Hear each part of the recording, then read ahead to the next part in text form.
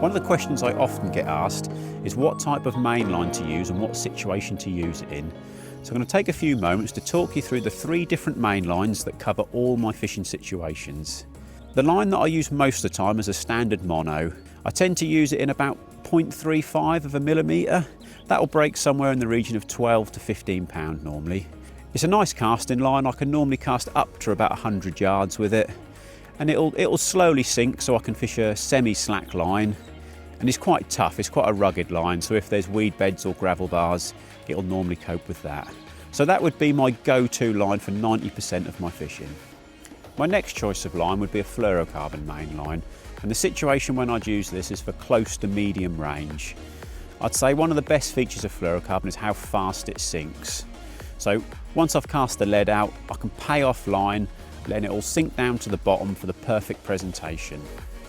I'd fish this on either a slack line or a semi-slack line, depending how far out I'm fishing. And the other feature of it is it's virtually invisible in water. So when you're fishing crystal clear lakes, your presentation is spot on. My final choice of line is for long range fishing, and for that I use a tapered mainline. And when I say long range, for me it's anything over 100 yards with bigger leads. And basically what a tapered mainline is, it's generally 300 metres in length, and it tapers from a very low diameter mainline up to a thicker end section. And that end section just takes the shock of the cast and prevents you from cracking off.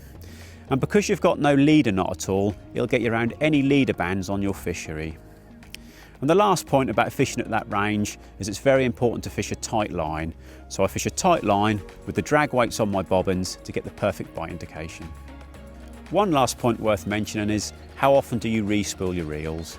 Well, me personally, because I fish quite a bit, I'd probably do it about twice a year. Some people might get away with it once a year. You need to keep an eye on it and see if it gets damaged is probably the most important point. And the other thing is, when you do respill your reels, in all the Angling Direct stores, we've got the national line recycling bins. So by bringing your line into store and putting it in the bins, it saves it going in the landfill sites and it all gets recycled.